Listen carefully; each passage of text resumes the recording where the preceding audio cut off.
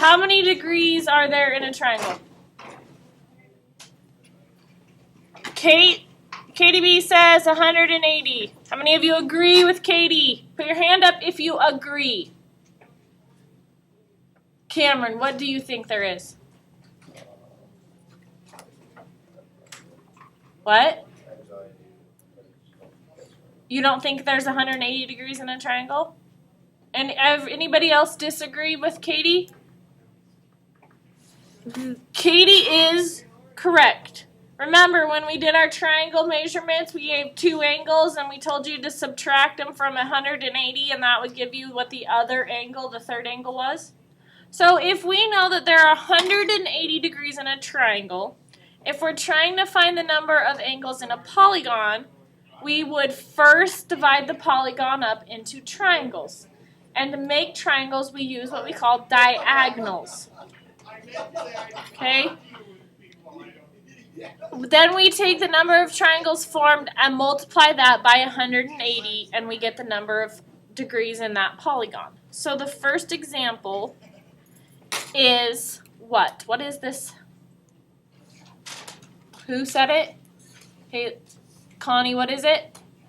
It's a trapezoid. So what we do is we pick one point, and any point is an intersection of two line segments. So we pick one point, and from that point we draw diagonals to other points. Obviously, when we draw a diagonal here, we can only go to one point. Because if we draw a diagonal, we're drawing a straight line, right? There's no other point to go to. This is the only one. So after we have drawn our diagonals, we can then decide how many triangles do we have. Kelly, how many triangles are formed in our new? How many? Say it loud. 2, right? Triangle 1 and triangle 2. Cameron, how many degrees are there in a triangle?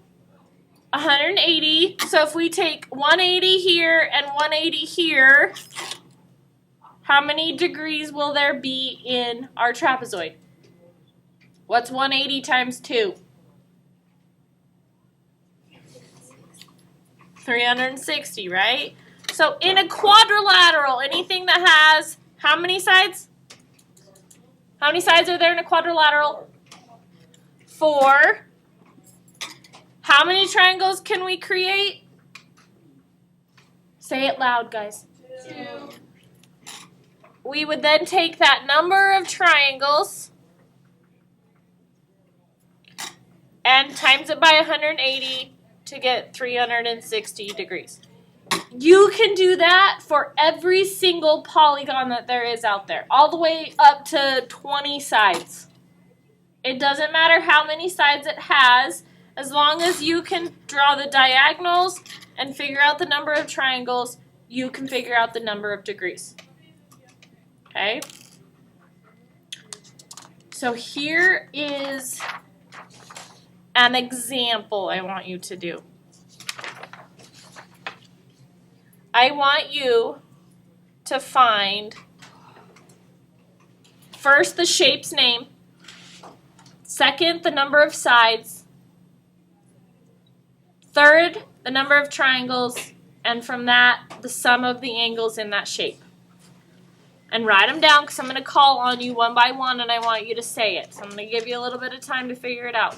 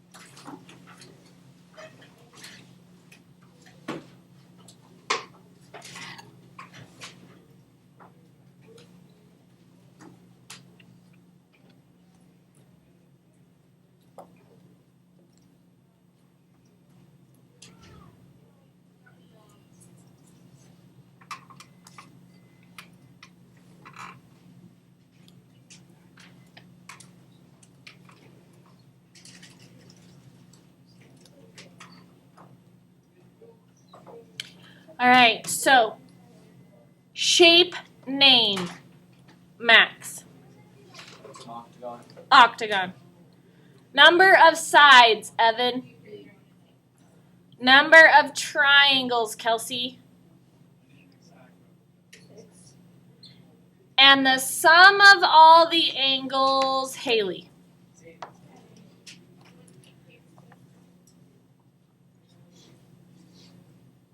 So we looked at an octagon that has 8 sides with 6 triangles and 1,080 degrees total. Everyone agree? Who disagreed with that? Anybody? Everyone's good on that? All right, so knowing that information and knowing that a quadrilateral has 4 sides, 2 triangles, and measures 360 degrees,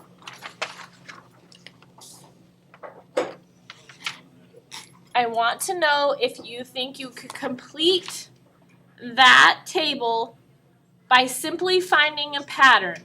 Not by drawing the shape and drawing the diagonals, but finding a pattern. So something that is happening throughout. Something that repeats no matter what you're working on. Does anyone see a pattern, Sam?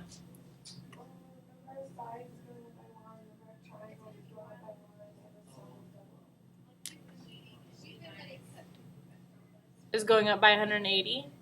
So everyone sees it as, Sam sees it as 1, 1, 1, 1, 1, 1, 1, right? Is that everyone else? Anybody else see a different pattern? So what if I said I wanted to know the number of sides for a nonagon? And all you had was this information. Would you have to figure out all of the ones in between to get to the nonagon? How many of you say yes? You'd have to go down the list to find the nonagon. How many of you say yes? Do I have any interaction today? KDV says yes, that's what I would have to do. Anybody else have any other idea of how to find the nonagon without going all the way down the list? Sam, what would you do?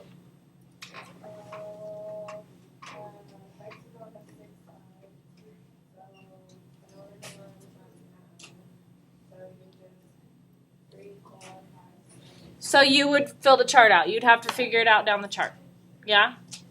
Okay, I'm going to show you how to figure this without filling in the chart.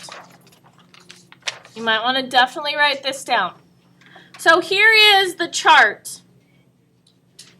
And as Sam said, we went 3, 4, 5, 6, 1, 2, 3, 4, 180, 360, 540, 720. You do not need to write this chart down because you're going to learn something and how this chart was actually filled out.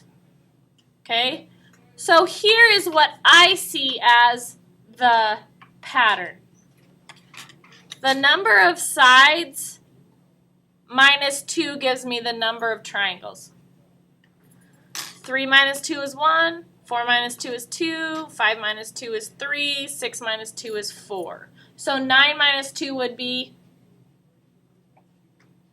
9 minus 2 is 7. So I wouldn't have to fill out the whole chart to understand that. My number of sides minus 2 will give me the number of triangles I have. And then I can take that times 180. 4 times 180 is 720. 7 times 180. Right? Everyone see this? So here is the equation you can use. N represents whatever polygon you have, the number of sides in that polygon. We're going to use 9. We could use 15. Any number of sides that you know represents the n. So you plug in that number for n. So if we use 15, we would take 15, subtract 2. And what do we have? What? 13, and then we multiply that by 180, and we know our angles, our degrees. That's pretty simple, right? Anybody could do that, and you didn't have to go through the whole chart to find the answer. X is your degrees. That's simply what it means. So this is the equation to find any polygon's degrees, where n, the letter n, represents the number of sides on the polygon. So if we have a hectagon, if we have a decagon, if we have a octagon, whatever we have, we just take the number of sides and plug it in for n. So if it was an octagon, what would n equal? Evan? An octagon has how many sides? So what would n be? 8. And then we take minus 2. We subtract 2 from 8. We get, and then we multiply that by 180. And that's our number of degrees. Yep, x is the number, the sum of all our angles. Does that make sense, Evan? All right, so here is the example with a 9-sided polygon. So I have my nonagon, has 9 sides. 9 minus 2 gives me 7. I take 7 times 180 and I get 1,260 degrees. And I didn't have to do KDB or Sam's, each one figuring out. Because if I had a 25-sided polygon, I wouldn't want to figure all the rest of them out just to get to 1. Now I can do it. I can take 25 minus 2 and multiply it by 180 in a very short amount of time. Right? Everyone's good there?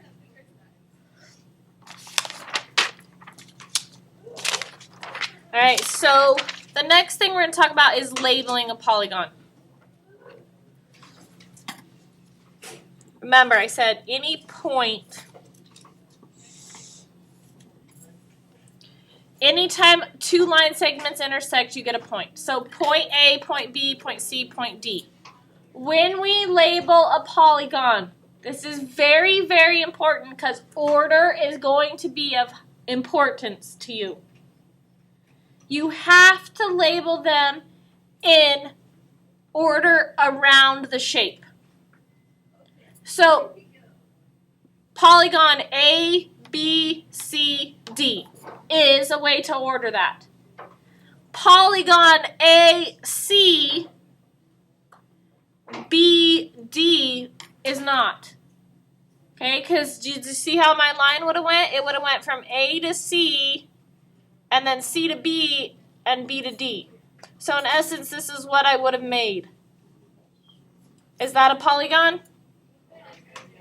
No. Okay. I can label this A, D, C, B. I could label it B, A, D, C. I could label it C, B, A, D. But as I have to go around the shape in the correct movement so that I'm not drawing something funky. All right? Everyone understand how to label that? All right, so then the next thing we're going to work on is labeling in general because it asks you to identify an angle on one of your assignments, and a lot of you just wrote, what is that? Do you want to know what that is? That right there is a triangle, and it is triangle A, D, and C. That is what you labeled when you labeled it that way. Okay? So, you might want to rewrite these down even though you've seen them all. So we have this equal sign with a little swirly guy around above him. Looks like this. That means congruent, which means that whatever you're saying, if it's an angle, if it's a line segment, if it's a polygon, the other one on the other side, so this one is the same as this one. So we could say that A, B, C, D is congruent to, and we could draw another square and have it be F, G, H, and I. All that means is that this and this are equal. They're the exact same thing. Okay? You can do it with a line. Lines that measure the same distance are congruent. They're the same. Alright, so now, if we're labeling a line, means it goes on in both directions, we use the double arrow sign, right? And we put the letters underneath. We only have to pick 2 letters, 2 points on that entire line. There was on one of your worksheets a line that had A, B, and D. Our answer is not. That is incorrect. Our answer is AB. It could have been AD or it could have been BD. We choose 2 points to make that line. Okay? So a ray only has 1 arrow, and the first letter of the ray is its endpoint, whichever it starts with.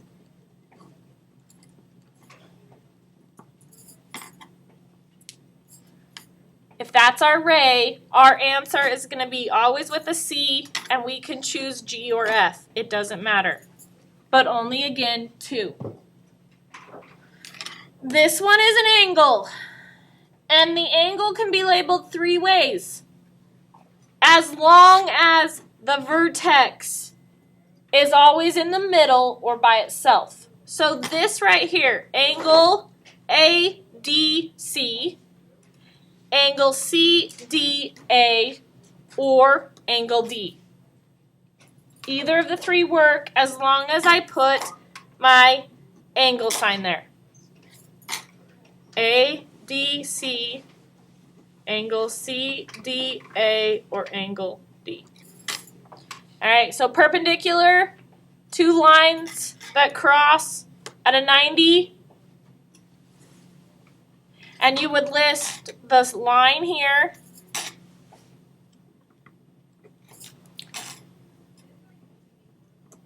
And the other side would show the other line. So in this one, AD is perpendicular to DC, right? They cross at a 90-degree angle. Parallel always remain the same distance apart. And again, we do the same thing. This one would be AD and BC. So here's AD and here's BC, and we put their parallel in between. Then the last one is the line segment. DC is a line segment. Again, 2 points, and those would be your 2 end points of that line segment, D and C. Questions? Because labeling was an issue. And as you found out on your test, if you can't label correctly, you get it wrong. All right, here is your assignment. You're in Applied Math 1, if you didn't know that already. And you're doing the middle school math book, and it's page 404 to page 405, skipping 23 through 31. They are on the Business Lab folder. And they're labeled MSM, page 404. So this should be S. MSM. Middle School Math. That's the book name. Questions? Which ones are we not doing? Oh, 23 through 31. Yeah, don't